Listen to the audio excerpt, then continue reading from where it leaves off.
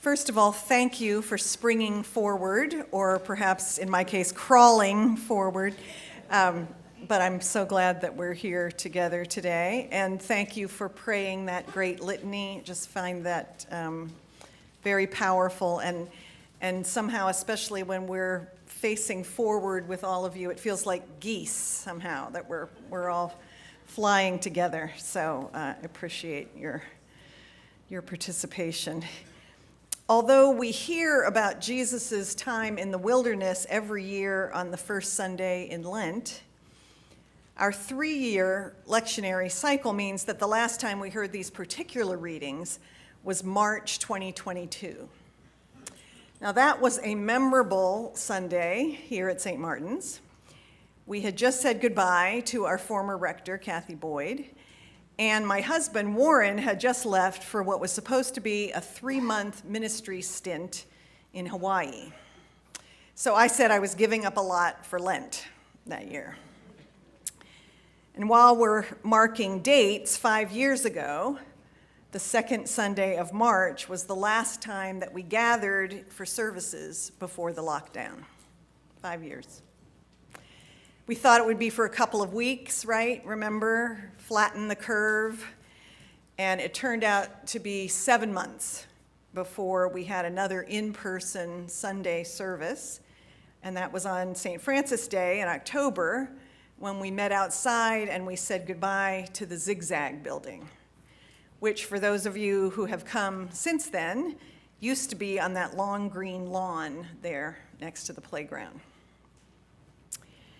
Milestones are on my mind, and partly that's because of last Sunday's wonderful 50th anniversary of our former rector Pickett Miles' first service at St. Martin's. And it's partly because of our first reading today from Deuteronomy. The people of Israel have been wandering in the desert for almost 40 years. They're just about to enter the promised land, and Moses is telling them what to do when they get there.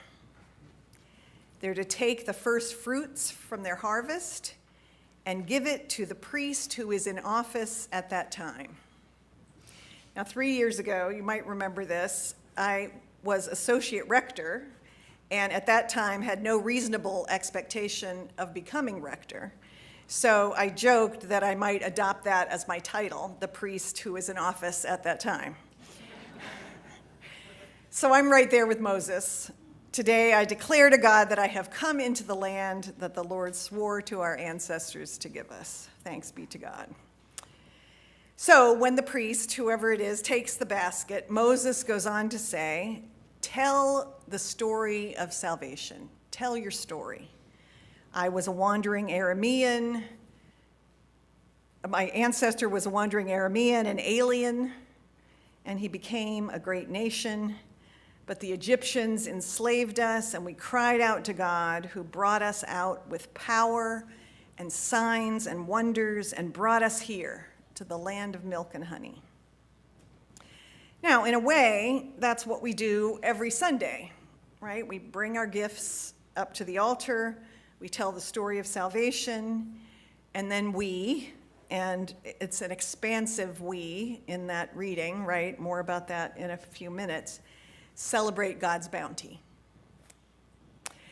So we do that regularly, but it's also good to do that kind of harvesting, we could say, at different times in our lives as we enter different seasons, as we remember anniversaries. And I did it at our vestry retreat last weekend. I used this passage as a Bible study reflection, and then I invited vestry members to share a little bit about their adventures with God, and also to think about and share what's in your basket. So in other words, like, how have you gotten here? And then what are you offering as a vestry member? And it was wonderful. We shared, we learned a lot about each other. It was great. And so that's not just for the vestry, right? We could all do that. We could think about what has brought us here to this moment. What's our adventure with God, and what do we have to offer through this community to the world? Now, I started reading a book we're going to use for a book study, which I'll talk about more in announcements, and there was a quote in there from James Baldwin that I had never heard that really captures this idea beautifully. He says, "To be with God is really to be involved with some enormous, overwhelming desire and joy and power which you cannot control. It's a journey towards something I do not understand, which in the going toward makes me better." And that feels like that's just a wonderful kind of way to evoke the spiritual journey in general, but it's especially, I think, a powerful way to think about Lent. You know, that we're on this journey with someone who's drawing us close, who's wanting to receive us, to lead us into who we're supposed to be. And like we sing before the gospel, right? Turn to the living God, and God with delight will turn to you. That's what happens in Lent. And I don't know about you, but I feel like as Lenten as I think I ever have in my life right now. And by that I mean I want to be on that journey. I want to draw close to God. I need God. I feel like I need that comfort and healing and delight as much as I ever have. And so Lent is about putting ourselves on that journey and remembering. That's where the milestones come in, right? Remembering the ways that God has always been turning towards us, drawing us in, sending us along, getting us where we need to go. And it's a journey, as Moses says, that can be filled with signs and wonders. And so, as many of you who've heard me talk about this before know, I have a low bar for those signs and wonders. I can be very excited by the slightest little synchronicities and things that seem meaningful to me. So I wanted to share a couple of those with you today. And it's been a kind of season of harvesting for me. It's been a month since I've been here preaching on a Sunday. I mean, I've been here, but with Warren's surgery and our guest preacher last week. So I've had a lot of time to think about it. And I also was preparing an article that I wrote for the Virginia Gazette for the recurring faith and values column. And in that, because I was using it as an opportunity to release a statement that HEART, Historic Area Religions Together, has come up with for this moment, kind of. So I wanted to give a little context about my own ecumenical background and adventures. And so I got to Googling. I was trying to remember my first Episcopal church was in Kingston, New York. And for a second, I couldn't even remember the name of it. So that was humbling. But then I remembered Holy Cross. And I looked it up, and it's now called Holy Cross and Santa Cruz. It's a bilingual community, one congregation in 2 languages, and it's extremely expansive and inclusive, which, although it was an extremely welcoming congregation for me when I got there in 1993, I think, it was not what I would call progressive or sort of inclusive, outward-looking. So it's just evolved in this wonderful way. And I wanted to read you what was on their website because it really just kind of captures what they've become. "We are a gathering of old-timers and newcomers alike, LGBTQIA+ and straight, single and married, progressive and conservative, old and young, committed Christians and journeying seekers. Whoever you are, wherever you are on your journey, you are welcome in this place." And it just thrilled me, really, to see how God and how the Holy Spirit has been active in that place that was so important to my own formation. And so then another congregation that I interacted with since the last time I was up here talking to you on a Sunday is the Church of the Holy Apostles in Virginia Beach. And this is a joint Roman Catholic Episcopal congregation. Right. It was formed 40 years ago. just over 40 years ago. So there was a flourishing of ecumenical energy at that time, and that's part of the same spirit that resulted in a covenant at William and Mary between the Catholic Student Association and Canterbury, the Episcopal student group, and that I was part of as a Roman Catholic at that time, but that's really how I learned about the Episcopal Church, and it blessed me in so many ways. And so we had visited this congregation in Virginia Beach not long after it had been formed. And they have two altars, Episcopal and Roman Catholic, and so they each do their own consecration, which is what we used to do back at William and Mary. But I'd always remembered it, and in fact, years later, was on an ecumenical gathering. I can't remember the national, anyway, some national organization with ecumenical representatives and the priest, the Roman Catholic priest who had been there at that time, was the founding pastor, was there. So I was like burbling to somebody about this church, and they say, he's right over there. So I got a chance to talk to him, which was thrilling. Anyway, when Warren and I were first exploring the possibility of coming to Virginia, so beginning like spring break 2017, I happened to look up Holy Apostles and saw that they were looking for an Episcopal priest. They have two pastors, and they have what they call the Vestry Parish Council. So it's like the combined, and they do everything together that their polity doesn't require them to do separately. That's their mission. So I was like, this is it. My life story is coming together. And so we talked to the canon, to the ordinary, who was a friend of Warren's at the time.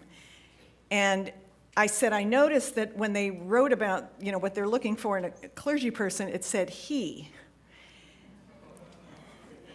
And Charles said, yes, that pronoun is there for a reason.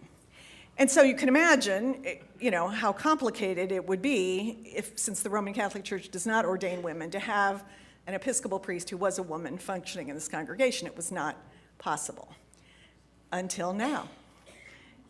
I went a couple weeks ago to the ordination of Marie Kirk Clunan, who is now the Episcopal priest at Holy Apostles.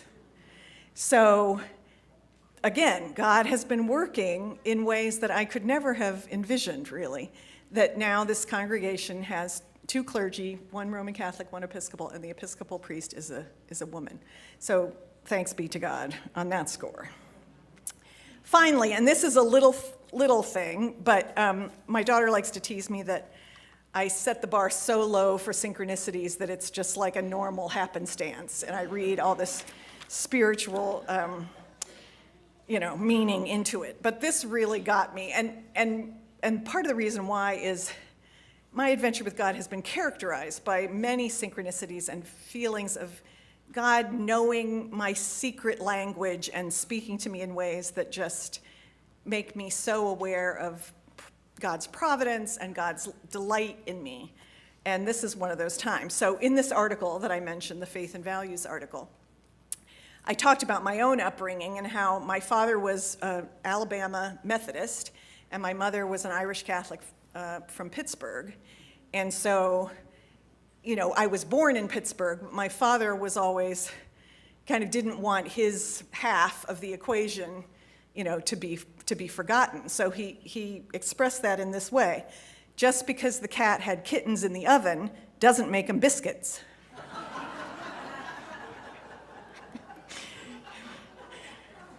Right?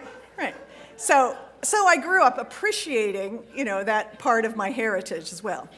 So in preparation for last Sunday's, celebration of Pickett's 50 years since his first service here, I was doing a little research, looking up some things that I had done in my sabbatical project about St. Martin's history and reading up on some things, for when I was called upon to say something about Pickett so I could be intelligent about that. And I had pulled out this very long profile of him that appeared in the Williamsburg Advantage on July 20th, 1983.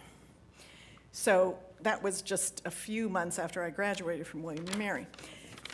I didn't get a chance to read it again before last Sunday, and everything turned out fine. But before I put it away, last week, I decided to take a look at it, just because I was still kind of riding the Pickett wave. And I read this.